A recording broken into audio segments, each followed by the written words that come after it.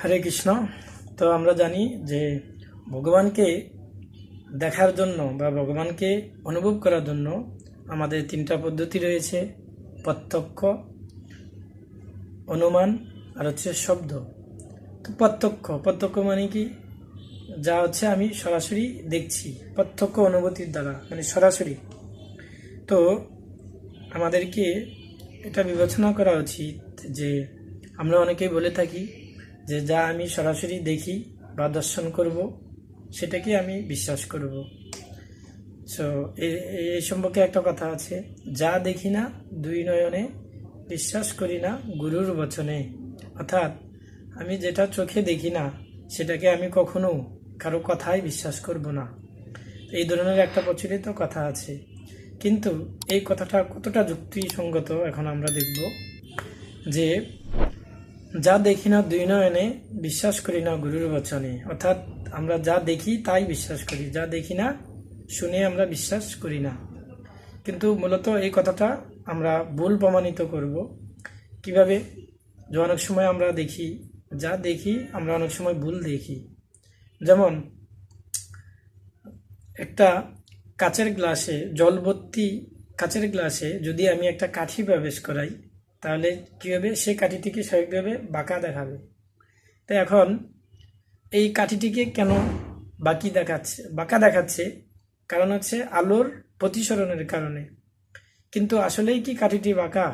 না, কাঠিটি বাঁকা নয়, কাঠিটি সোজা, কিন্তু আলোর প্রতিসরণের ফলে কাঠিটিকে বাঁকা দেখাচ্ছে। কিন্তু তো এখন আমরা যে সোজা একটা কাঠিকে জলে প্রবেশ করাইলাম গ্লাসে, কিন্তু আমরা দেখছি সেটা কি বাঁকা। তো যারা বলে যে যা দেখি না দুই নয়নে, বিশ্বাস করি না গুরুর বচনে, তো এখন তাদেরকে যদি বলা হয়, তা বলেন তো এই কাঠিটি কি আসলেই বাঁকা নাকি আসলে সোজা?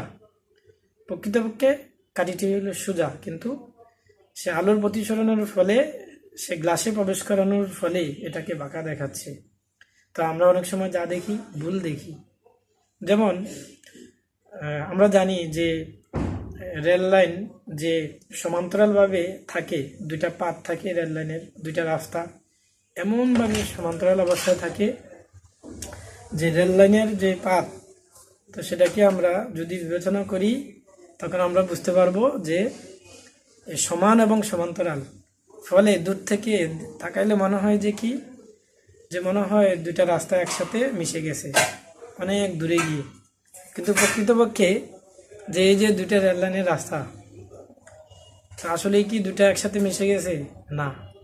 তো আমরা আমাদের যে চোখের দৃষ্টি সীমাবদ্ধতার কারণে এটা আমরা এরকম মনে হচ্ছে যে দূরে তাকাইলে মনে হয় দুইটা রাস্তা একসাথে মিশে গেছে। তো এ দ্বারা আমরা বুঝতে পারি যে আমাদের চোখের একটা সীমাবদ্ধতা রয়েছে, যে জন্য আমরা প্রকৃতপক্ষে কোনো বস্তুকে দর্শন করা সত্ত্বেও আমরা সেই বস্তু সম্পর্কে অনেক ভুল দর্শন করে থাকি। আরও প্রমাণ রয়েছে, যেরকমভাবে মরীচিকা, মরুভূমির মরীচিকা, মনে হয় দূরে তাকাইলে মনে হয় যে কি সেখানে জল রয়েছে, কিন্তু প্রকৃতপক্ষে কোনো বিভাসিত ব্যক্তি যদি সেখানে জলের সন্ধান করার জন্য যায়, তাহলে সে গিয়ে কি দেখে? যে আসলেই সেখানে কোনো জল নেই। সেটা হচ্ছে কি, মরুভূমিতে অত্যন্ত রৌদ্রের তাপের কারণে মনে হচ্ছে যে সামনে কোথাও জল আছে, কিন্তু আসলে প্রকৃতপক্ষে জল নেই। তো এইভাবে আমরা অনেক সময় ভুল দেখে থাকি। তো যারা বলে যে যা দেখি না সেটাকে আমি বিশ্বাস করি না, কিন্তু আমরা দেখি যে অনেক কিছু আমরা দেখি প্রকৃতপক্ষে, কিন্তু সেটা আমরা ভুল দেখি, সরাসরি দেখার ফলেও আমরা ভুল দেখি। যেমন পিচঢালা রাস্তা, তো যখন গাড়িতে বসে থাকি দূরে তাকাইলে মনে হয় যে কি, মনে হচ্ছে যে কোথাও এরকমভাবে জলের মতো দেখা যাচ্ছে, একটু ঝিকঝিক ঝিকঝিক করছে, মনে হচ্ছে যে সেখানে অনেক জল রয়েছে। কিন্তু যখন আমরা গাড়ি থেকে নামি তখন দেখি যে সেখান থেকে আসলেই সেখানে কোনো জল নেই। তো মরুভূমির মরীচিকার মতো এই পিচঢালা রাস্তাকেও যখন আমরা সূর্যের প্রচণ্ড তাপে দূরে তাকাই, তা আমাদের এরকম মনে হয় যে জলের মতো দেখা যাচ্ছে। তা আসলেই কিন্তু সেখানে গেলে আর জল পাওয়া যায় না। তো আমরা দ্বারা কি বুঝতে পারি যে আমাদের দৃষ্টির একটা সীমাবদ্ধতার ফলে এরকম মনে হয় যে আমাদের চোখ, আমরা জানি যে আমাদের চোখ 400 থেকে 700 মিলিমাইক্রন সীমার মধ্যে সীমাবদ্ধ, যে এর বাইরে গেলে আমরা দেখতে পাই না। আবার এর সীমাবদ্ধতা ছাড়িয়ে যদি আমরা আরও বেশি কাছে নিয়ে আসি কোনো বস্তুকে, সেই বস্তুকে আমরা দেখতে পাই না। যেমন কোনো একটা বইয়ের লেখা, তো আমরা যদি চোখের অত্যন্ত একদম কাছে নিয়ে আসি, তখন সেই লেখাটাকে আমরা ঝাপসা দেখি। তা আসলে কি আমাদের চোখের সীমাবদ্ধতার ফলে এরকম হয়। তো এই জন্য তো যারা বলে যে যাই দেখি না দুই নয়নে, বিশ্বাস করি না গুরুর বচনে, তো সে কথাটি সত্য নয়। কারণ প্রকৃতপক্ষে আমরা যা দেখি অনেক সময় ভুল দেখে থাকি। আর সেটা আমি অনেকগুলো উদাহরণ দিলাম, রেল লাইনের রাস্তা, তারপরে কাচের গ্লাসে কাঠি প্রবেশ করানো, তারপরে হচ্ছে মরুভূমির মরীচিকা, তারপরে হচ্ছে পিচ ঢালা রাস্তা। তো আরও এরকম অনেক উদাহরণ রয়েছে। যেমন কোনো তিনজন ব্যক্তিকে যদি একই সাথে সমান্তরালভাবে দাঁড়িয়ে তাদেরকে রাখা হয়, তখন দেখা যাবে যে কি দূর থেকে তাকাইলে মনে হবে যে কি প্রথম যে ব্যক্তি, তো তাকে মনে হচ্ছে যে তিনি একটু লম্বা, আর বাকি যে দুইজন তাকে মনে হবে যে একটু ছোট, কিন্তু আসলে তিনজন ব্যক্তি একই সাইজের। তো আমাদের চোখের সীমাবদ্ধতার ফলে এরকম মনে হয় যে আমরা দেখা সত্ত্বেও আমরা অনেক সময় ভুল দেখি। তারপরে আছে আরও যে অনেকগুলা পালতোলা নৌকা, আমরা যদি দূর থেকে সারিবদ্ধভাবে দর্শন করি, সারিবদ্ধভাবে সে পালতোলা নৌকা অনেকগুলা রাখা আছে, তারপরে আমরা দেখলে মনে হবে যে কি এটা একটা ব্রিজের মতো। তা আসলেই সেখানে কোনো ব্রিজ নেই, পালতোলা নৌকা। তো এইভাবে অনেক উদাহরণ রয়েছে, যেটা কি আমরা অনেক সময় যে আমাদের সে চোখের সীমাবদ্ধতার ফলে, দৃষ্টির সীমাবদ্ধতার ফলে আমরা দেখেও অনেক সময় আমরা সেটাকে ভুল দেখি। তো এ দ্বারা আমরা বুঝতে পারি যে আমাদের চোখের সীমাবদ্ধতার ফলে কোনো বস্তুকে আমরা দর্শন করা সত্ত্বেও সেটাকে আমরা ভুল দেখে থাকি। তো এই জন্য আমাদের যা দেখি না দুই নয়নে, বিশ্বাস করি না গুরুর বচনে, এই কথাটি কখনো সত্য নয়। তো যেমন আরও অনেক উদাহরণ রয়েছে যে এখন আমি মন্দিরে বসে আছি, তো মন্দিরের দরজা লাগানো আছে, ভগবানকে এখন ভিতরে কি করা হচ্ছে, কিছু না কিছু করা হচ্ছে।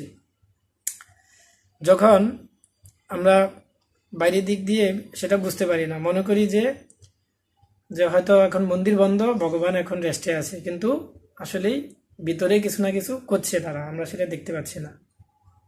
তারা ভিতরে কি করছে, ভগবানকে অর্চন করছে, ড্রেসিং করছে, আরও অনেক কিছু। তো যারা হচ্ছে বুদ্ধিমান ব্যক্তি, তারা সেটাকে বুঝতে পারেন। যে অনেকেই বলতে পারেন যে যেহেতু ভগবানের দরজা দেওয়া, আমরা দেখতে পাচ্ছি না ভিতরে কি হচ্ছে, কাজেই কিছু না কিছু হচ্ছে না। তো এই কথাটি ভুল। তো আমরা দেখি না, আমাদের চোখের সীমাবদ্ধতার ফলে বা জ্ঞানের অনুভূতি কম থাকার ফলে অনেক সময় আমরা না বোঝার ফলে আমাদের এরকম মনে হয়। তো এই জন্য আমরা না দেখলেও কিন্তু কোনো বস্তু সম্পর্কে যদি আমরা পূর্ণরূপে সেই জ্ঞান লাভ করতে চাই, তাহলে আমাদেরকে অবশ্যই প্রকৃতপক্ষে এমন একটা পন্থা গ্রহণ করতে হবে যে পন্থার মাধ্যমে আমরা পরম সত্যকে উপলব্ধি করতে পারব। যেমন এখন আমি বসে আছি, তো আমার 100 কিলোমিটার দূরে অন্যান্য জেলায় বিশাল বড় একটা সভার আয়োজন হচ্ছে, কিন্তু আমি সেটা এখন এখানে বসে দেখতে পাচ্ছি না, কিন্তু কিছু না কিছু তো হচ্ছে। এখন কেউ যদি বলে যে যেহেতু আমি দেখতে পাচ্ছি না সেখানে কি হচ্ছে, কাজে আমি বিশ্বাস করি না, তাহলে এটা হচ্ছে তার জ্ঞানের পরিধির সীমাবদ্ধতার ফলে তিনি এ ধরনের চিন্তা অনুভব করেন। আসলেই সেখানে কিছু না কিছু হচ্ছে, আমি দেখতে পাচ্ছি না, এজন্য কি কিছু না কিছু হচ্ছে না? হচ্ছে অবশ্যই। তো এই জন্য যে আমরা যা প্রত্যক্ষ অনুভূতি মাধ্যমে দর্শন করব, এটাতে আমাদের ভুল থাকতে পারে। আর আমি যেটা দেখি না এটা বিশ্বাস করব না, এটাও ভুল। যা দেখি না কিন্তু কিছু না কিছু সংঘটিত হচ্ছে, এটা আমাদেরকে মানতেই হবে। কি হচ্ছে আমরা সেটা জানি না, কিন্তু কিছু না কিছু হচ্ছে। তো এই জন্য আমরা যদি যে এই সৃষ্টির পেছনে যে একজন স্রষ্টা আছেন, পরম নিয়ন্ত্রণ আছেন, তো তাকে যদি আমরা অনুভব করতে চাই বা তাকে দর্শন করতে চাই, তাহলে আমরা নিজের সরাসরি চক্ষু দ্বারা তাকে দর্শন করতে পারি না। আমাদের এমন একজন ব্যক্তি প্রয়োজন যিনি আমাদেরকে পরম সত্যকে দর্শন করাতে পারেন, আর তিনি হচ্ছেন সদ্গুরুদেব, শুদ্ধ ভক্ত। তো আমাদের এই দৃষ্টির মাধ্যমে আমরা পরম সত্যকে উপলব্ধি করতে পারি না। তো তার মানে কি, পরম সত্য বা ভগবান তিনি নেই? অবশ্যই আছেন। আমাদের সীমাবদ্ধতার ফলে আমরা তাকে অনুভব করতে পারছি না। এজন্য আমাদের এমন একজনের অনুগত বা শরণাগত হতে হবে, যাকে বলা হয় সদ্গুরুদেব বা শুদ্ধ ভক্ত। তো যিনি ভগবানকে বা পরম সত্যকে দর্শন করেছেন, তো তিনিই দর্শন করাতে পারেন। আমরা প্রত্যক্ষ অনুভূতির দ্বারা দর্শন করলেও সেটাকে আমরা ভুল দর্শন করতে পারি। তো এই জন্য আমরা যদি শুদ্ধ ভক্ত বা সদ্গুরুদেবের শরণাগত হই, তাহলে অবশ্যই আমরা সে পরম সত্য বা সৃষ্টির পেছনে যে একজন স্রষ্টা আছেন বা বিরাজ করছেন, তাকে আমরা অনুভব করতে পারব। হরে কৃষ্ণ কৃষ্ণ কৃষ্ণ হরে হরে, হরে রাম রাম রাম হরে হরে। জয় শিল প্রভুপাদ কি জয়।